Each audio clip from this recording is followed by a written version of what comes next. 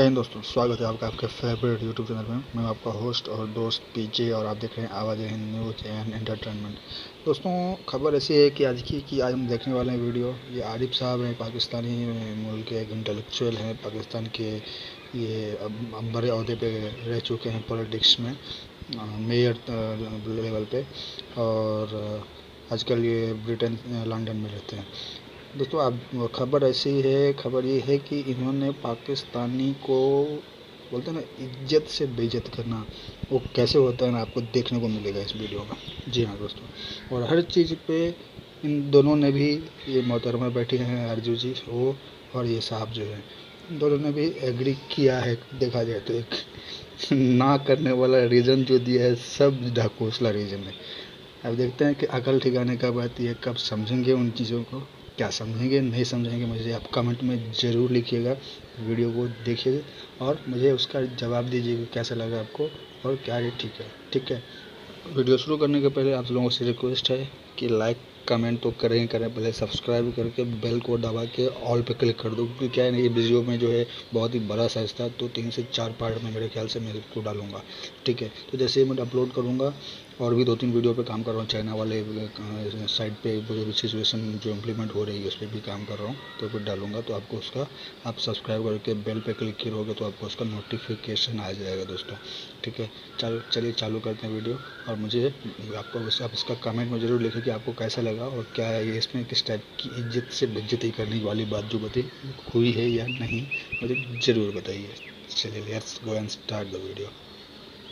मतलब यूनिवर्सिटीज मौजूद है पब्लिक सेक्टर्स की। मैं फिर वही कहता हूं कि शायद उस तरह की डेवलपमेंट नहीं हुई, लेकिन डेवलपमेंट है वहां पर। इन्होंने बात की कि कश्मीरी लोग जो हैं उन्होंने 370 को इसलिए हटाया कि वहां पे वो डेवलपमेंट करना चाहते हैं। अगर इतनी हाईवेज और सारा कुछ बना तो क्या उसके लिए 370 हटाने की फिर जरूरत क्या पेश आई उनको डेमोग्राफी चेंज करनी थी। सर, आप मुझसे बिल्कुल डिसएग्री करें या बिल्कुल एग्री करें, वो आपका अपना एक पॉइंट ऑफ व्यू हो सकता है। जिस तरीके से इसराइल ने मॉडल यूज किया फलस्तीन के अंदर, वही मॉडल सेम मोदी साहब जो है वो कश्मीर के अंदर यूज कर रहे हैं। उनके ऊपर अगर वो बहुत अच्छी एक मतलब अच्छा स्टेप था, तो मैं कहता हूं हिंदुस्तानियों की मैं बात नहीं करता, कश्मीरियों ने क्यों उसको रिजेक्ट किया? कश्मीरियों को क्यों पिछले 8 या 9 महीनों से क्यों लॉकडाउन में रखा गया? अगर वो बहुत अच्छा स्टेप, अगर मेरे इलाके में या आपके, क्योंकि आप कराची से हैं, अगर कोई अच्छा काम हो रहा है, आप उसकी मुखालिफत क्यों करेंगे? आप उसके ऊपर स्ट्राइक या धरना या फिर जो है भूख हड़तालें क्यों करेंगे? आपके मतलब वहां का इंटरनेट और सारी सर्विसेज क्यों सस्पेंड कर दी जाएंगी? ये मसला सबसे बड़ा। फिर आपने कंपैरिजन कह रहे हैं कि उनका दुश्मन चाइना है। दुश्मन हो सकता है वो, मुझे नहीं पता, क्योंकि जंगें उनके बीच में भी हुई है और अभी भी मतलब हालात उनके खराब है, लेकिन हमेशा उन्होंने हमें मारने की कोशिश की है। बेशक वो यहाँ खैबर पख्तूनख्वा में फाटा का इलाका हो, बेशक वो बलूचिस्तान हो। आपने कहा कि कलभूषण के अलावा शायद हमारे पास कोई सबूत नहीं है। हो सकता है कि हम उस तरीके से ना कर सक रहे हो जिस तरह हिंदुस्तान करता है डोजियर्स और वो, लेकिन इसके बावजूद भी बहुत सारी चीजें ऐसी हैं कि शायद उसको मेरे ख्याल में डॉक्यूमेंटेड इस तरीके से ना हो, लेकिन वो सपोर्ट होती है उनकी। आपने कहा एक बयान का, आपने मतलब सलाउद्दीन साहब के बयान का आपने कहा कि उनके, वो कह रहे थे कि 8 मुजाहिदीन हमारे शहीद हुए। उन्होंने अगर उनको शहीद किया तो उनके वो फ्रीडम फाइटर्स है और उनमें से एक सिंगल का भी ताल्लुक पाकिस्तान से नहीं था। सर, अगर उनका ताल्लुक, अगर मैं कहता हूं ना कि आप तो कहे कि वो पासपोर्ट होल्डर थे या उनके पास आईडी कार्ड थे, अगर 1% भी होता तो शायद इंडिया मैं इतना मतलब उससे मैं एक्सपेक्ट कर सकता हूं कि वो अटैक कर सकता था पाकिस्तान के ऊपर। 2-3 दफा पिछले 1-2 सालों में उन्होंने कोशिश की, जैसे भी गए बालाकोट में उन्होंने स्ट्राइक करने की कोशिश की, नहीं उनके कुछ हाथ लगा, या कुछ और करने की उन्होंने कोशिश की एलओसी के ऊपर। मैं ये नहीं कहता कि वन साइडेड होता कि पाकिस्तान उनका जवाब नहीं दे रहा, पाकिस्तान कोई वायलेशन नहीं करता होगा, पाकिस्तान भी करता है, लेकिन हिंदुस्तान भी करता है। और उनके जो मतलब कोई भी असला अगर वो खरीदता है, कोई सिस्टम वो अमेरिका से रशिया से खरीदते हैं, तो कभी उन्होंने नहीं कहा कि यार राफेल हमने जो लिए तो उसको हम चाइना के खिलाफ इस्तेमाल करेंगे। वो कहते हैं हमने पाकिस्तान के लिए रखे हैं, पाकिस्तान के ऊपर हम इसको इस्तेमाल करेंगे, और होता भी यही है। कितनी जंगें हुई 1962 के बाद, कौन सी ऐसी बड़ी जंग हुई जिनमें उनके जेट फाइटर्स और इस तरह की चीजें इस्तेमाल हुई है? जब भी हुआ है, पाकिस्तान ने भी अगर कोई असला खरीदा है तो हिंदुस्तान के खिलाफ इस्तेमाल किया है, ईरान के खिलाफ या अफगानिस्तान के खिलाफ तो हमने नहीं किया। इसी तरह इंडिया ने भी जितना भी कुछ खरीदा तो यकीनन पाकिस्तान के लिए खरीदते और पाकिस्तान के खिलाफ ही इस्तेमाल करते हैं। दूसरी आखिरी बात करूंगा, शॉर्ट करने की कोशिश कर रहा हूं, कि पाकिस्तान उनके मुकाबले में बहुत छोटा मुल्क है। एक तरफ 135 करोड़ की पॉपुलेशन है, एक तरफ 22 करोड़ की पॉपुलेशन है, जीडीपी का बहुत बड़ा डिफरेंस है।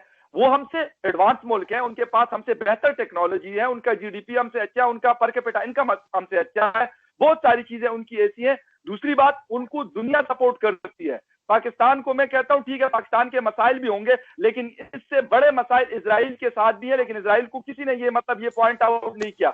अमेरिका ने इराक में क्या कुछ किया, मोर देन 1 मिलियन लोगों को उन्होंने मौत के घाट उतारा, लेकिन आज तक किसी ने अमेरिका के साथ तिजारती ताल्लुकात नहीं खत्म किए। एफएटीएफ ने उनके ऊपर ब्लैक लिस्ट और ग्रे लिस्ट क्यों नहीं लगाया? उसकी वजह यह कि उनका सर इन्फ्लुएंस मौजूद है। इस तरह ये जो अपने आप को जो हमारे 5 ममालिक है जिनके पास वीटो पावर है, इंक्लूडिंग चाइना, उनके पास ये पावर सिर्फ इन 5 के पास क्यों है?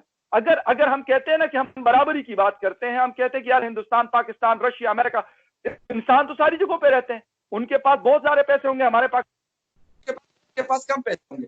लेकिन वजह क्या है कि इनको इस तरीके से, जिसे कहते हैं कि हिंदू जिस तरह अछूत को ट्रीट करते हैं, इस तरह की तरीके से साउथ एशियंस को या फिर जो अंडर डेवलप्ड कंट्री है वेस्ट अफ्रीका की, उनको क्यों डील किया जाता है? जी आरिफ साहब, प्लीज आपका रिप्लाई फगर को, और उसके बाद फिर मैं क्लोजिंग की तरफ चलूंगी। जी आरिफ साहब। देखें, पहली बात तो ये कि ये एक फीलिंग डेवलप हो रही है कि मैं यहाँ पे हिंदुस्तान का दिफा करने बैठा हूँ और फखर भाई पाकिस्तान का दिफा करने। ऐसा नहीं है, ठीक है, लेकिन नहीं, बिल्कुल आई एग्री कि आपसे हम एक डिस्कशन कर रहे हैं।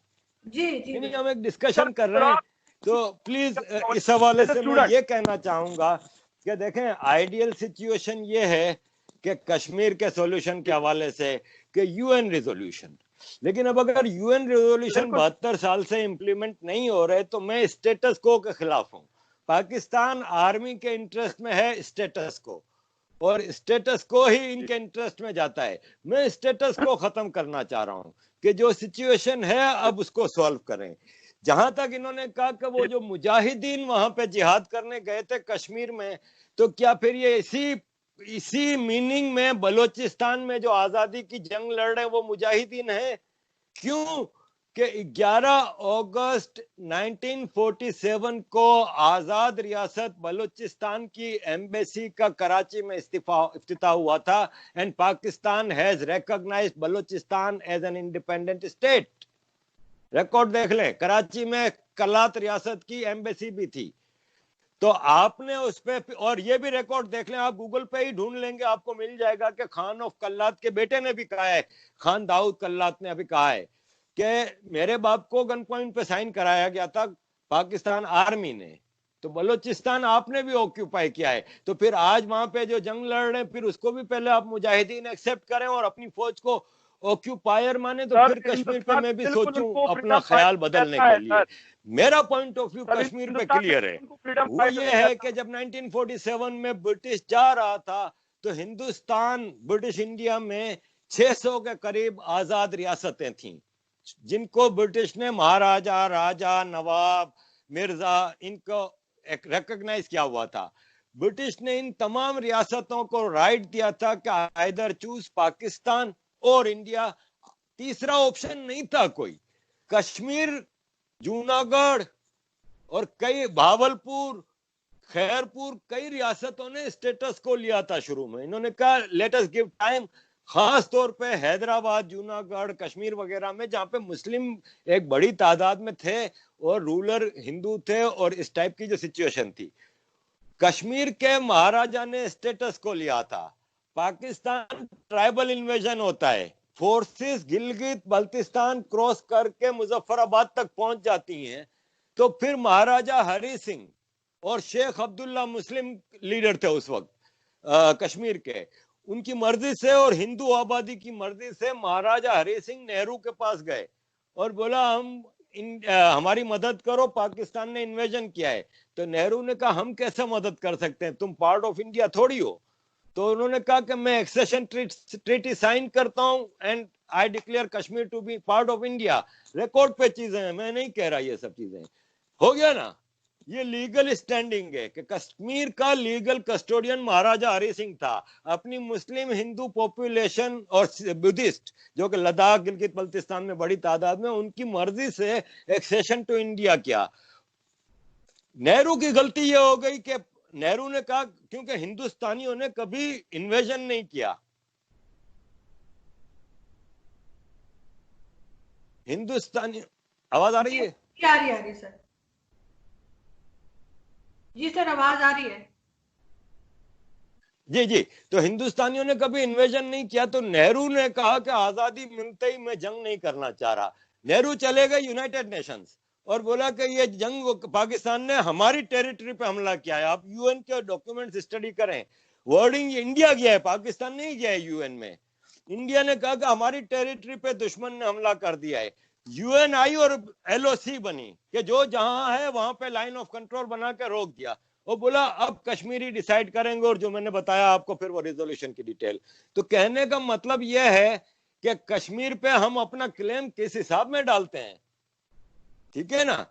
इसको सीधा सीधा यूएन रिजोल्यूशन के तहत सॉल्व करने की तरफ जाएं। पाकिस्तान अगर मुजाहिदीन भेज के आजाद कराना चाहता है कश्मीर, तो ये फिर पाकिस्तान की भूल है कि हमारे पास खाने को पैसे नहीं है और हम इतने बड़े इंडिया से अपने बच्चों को मरवाने के लिए भेज देते हैं। तो ये ज्यादती है। जिस फौजियों को हम खिला पिला के हट्टा किट्टा कर रहे हैं ना, उनको जाके लड़ना चाहिए। जाए फिर जंग करें ना भाई। क्यों 72 साल से हमारा पेट काट के हम आपको पाल रहे हैं, तो आप इन मुजाहिदीन को क्यों भेज रहे हैं। और आखिरी बात मैं यहाँ पे कहूंगा कि जो चाइना के हवाले से, इंडिया और चाइना की दुश्मनी के हवाले से फखर भाई ने कही और कंपैरिजन किया पाकिस्तान और इंडिया का, तो मैं उसमें सिर्फ एक ही चीज कहूंगा कि इंडिया के पास सिर्फ एक चीज ऐसी है जो पाकिस्तान के पास नहीं है। वो है एक professional army subservient to the constitution and political power, जो धंधा नहीं करती। और हमारे पास वो आर्मी है जो धंधा करती है, 100 से ज्यादा बिजनेस एंटिटीज चलाती है, कभी कोई प्रोफेशनल जंग नहीं जीती। और अपनी आवाम पे जितने इन्होंने जेनोसाइड किए हैं, चाहे वो बंगाली हो, बलोच हो, पख्तून हो, मुहाजिर हो, सिंधी हो, सबको मारा है इन्होंने और कुश्तों को पुश्ते लगाए हैं इन्होंने। ये फर्क है इंडिया और पाकिस्तान की आर्मी का। जी फखर, लास्ट 1 मिनट आपके लिए, आप रिप्लाई करना चाहेंगे? बिल्कुल। सर ने कहा कि एक तो खैर उन्होंने बात की कि जेनोसाइड्स हुए, दूसरे उन्होंने बात की कि वहां पे एक जिस तरह सेक्युलर कंट्री बिल्कुल गांधी जी ने हिंदुस्तान बनाया था, लेकिन अब जब से मोदी जी की हुकूमत है तो उसके बाद इंडिया सेकुलर नहीं है, बल्कि ये नैरेटिव बिल्डअप हुआ है कि वो कहते हैं यार हमें क्यों आप सेकुलर सेकुलर कहते हो, ये हिंदू स्टेट है, एक हिंदुत्व। उन्होंने बाकायदा वो अलल ऐलान वो लोग ये बात करते हैं। और मतलब मुख्तलिफ इनके पास ये जिस तरीके से बात करते हैं, तो मतलब मुख्तलिफ रिपोर्ट्स आई हैं। अभी जो रिसेंटली रिपोर्ट आई थी US commission for religious freedom की, उन्होंने उनको पहली दफा उस रिपोर्ट में शामिल किया और कहा कि हिंदुस्तान में रिलीजियस फ्रीडम जो है वो बहुत ज्यादा निचले दर्जे पे चली गई है। तो ये तो है, क्योंकि पाकिस्तान तो सीधी सी बात है, मैं ये नहीं कहता कि पाकिस्तान में खुदा ना खास्ता किसी के साथ ज्यादती हो, किसी भी रिलीजन से उसका ताल्लुक हो, लेकिन पाकिस्तान जब बना था दो कौमी नजरिए के ऊपर, तो उसको इस्लामिक मतलब जिसे कहते हैं कि एक मतलब इस्लाम के नाम पे, इस्लाम वहां पे कैसा है तैसा, मैं उसके डिस्कशन में बिल्कुल नहीं जाऊंगा। तो वो चीज तो बिल्कुल नहीं है इस तरीके से कि मतलब हिंदुस्तान जो है वो मुल्क नहीं रहा, बल्कि उनकी पॉलिसी जो है वो खत्म हो गई। एक लास्ट बात करूंगा, इन्होंने बात की कि हमारे फोर्सेस की कंपनीज है। मेरे ख्याल में आरिफ साहब जिस तरह आप बात करते हैं, तो हम दोनों जो आपको नजर आ रहे हैं, तो हम लोग भी इसके ऊपर बात करते हैं। बल्कि यहां तक मेरी बात, जब कभी मौका मिलता है तो इनके जो रिटायर्ड लोग हैं या फिर जो हाजिर सर्विस के भी मतलब उनसे बातचीत का मौका मिलता है, तो यकीन करें मेरा सेम यही क्वेश्चन होता है कि सर आपका जो काम है आप उस पर फोकस करें, ना कि आप जो है वो मोटरवेज के ठेके लें, डैम्स के ठेके लें, आप जो है वो सीमेंट की फैक्ट्रियां बनाएं, ये करें वो करें, वो भी बगैर किसी कंपटीशन के। आप कम्युनिकेशन इंडस्ट्री में कदम रखें कि भाई एससीओ गिलगित बल्तिस्तान के अंदर कोई और नेटवर्क काम नहीं कर सकता, आप वहां पर अपना नेटवर्क चलाते हैं जिसकी बड़ी थर्ड क्लास किस्म की सर्विसेज है, वहां पर कोई नहीं है। 4G उन्होंने इतना मतलब जिसे कहते हैं 2G से भी नीचे का। तो ये चीजें आपकी, ये पॉइंट आपसे मैं बिल्कुल एग्री करता हूं। मैं नहीं, शायद पाकिस्तान के बहुत सारे लोग इस बात पे, ये वैलिड पॉइंट आपका, इस पे बिल्कुल मैं आपके साथ 100% एग्री कर रहा हूं कि ये चीजें इसको रिव्यू करना पड़ेगा इनको। अगर नहीं करेंगे, बेशक हमें जिस तरह का मर्जी खिताबात दे, कभी मतलब क्या कि मुल्क की सलामती खतरे में पड़ गई, ये हो गया कोई, हमें भी सर लोग, बहुत सारे लोग हमारे व्हाट्सएप ग्रुप्स के अंदर रॉक एजेंट तो फ्ला डिमका, हालांकि ये बात कोई गलत नहीं है, जो मेरे फौज का काम है वो करे, ना कि वो कारोबार में पड़े। और ये भी तो कहा जाता है कि हमारे यहाँ के जी शहीद कभी मरता नहीं और गाजी कभी रिटायर नहीं होता। ये भी क्योंकि हर जगह पे जो रिटायर्ड आर्मी के लोग होते हैं उनको लगा दिया जाता है, चाहे उनकी जरूरत हो या ना हो। लेकिन बहुत शुक्रिया सर कि आपने हमें ज्वाइन किया आरिफ साहब, और हम उम्मीद करते हैं कि आप दोबारा भी आएंगे हमारे शो में और हम आपसे मजीद कुछ सुन सकेंगे, कुछ सीख पाएंगे, क्योंकि हमें बहरहाल बात हमने हर एक की सुननी होती है। हमारा वो रवैया बिल्कुल नहीं है कि अगर हम आपसे एग्री नहीं करें तो हम आपको सुनेंगे भी नहीं। हम बिल्कुल आपको सुनेंगे, आपका अपना पॉइंट ऑफ व्यू है, फखर का अपना पॉइंट ऑफ व्यू होगा, लेकिन ये कि कहीं ना कहीं आप दोनों जो हैं वो कहीं ना कहीं सही होंगे और हम उम्मीद करते हैं कि कुछ बेहतरी की तरफ जाएंगे। बहुत शुक्रिया सर। मैं यहाँ पे एक चीज कहूंगा कि अगर मेरी किसी बात से दिल आजारी हुई हो किसी की भी, आप दोनों के अलावा भी जब इतने हजारों लोग देखेंगे तो I always stand for correction.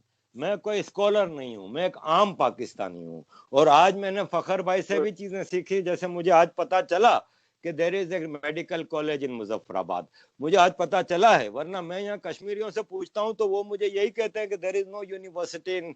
तो अगर आपके पास जब इस टाइप की इंफॉर्मेशन है तो मुझे भेजा भी करें, ताकि मैं फिर इंटरनेशनल लेवल पे खुद भी एम्बेरसमेंट होती है मुझे कि मैं गलत साबित होता हूँ और मैं अपने मुल्क के बारे में भी कोई गलत इंफॉर्मेशन पास ऑन करता हूँ। तो it was a good show आरजू जी। मैं आपको मतलब सबसे दुआएं दूंगा कि अल्लाह आपको सलामत रखे और कायम रखे। बस आप कायम रहेंगी, आप जैसे फखर भाई जैसे लोग मुल्क में रह के जो काम कर रहे हैं, बहादुरी का काम कर रहे हैं। सच बोलना सबसे बहादुरी का काम है। बहुत शुक्रिया फॉर इनवाइट।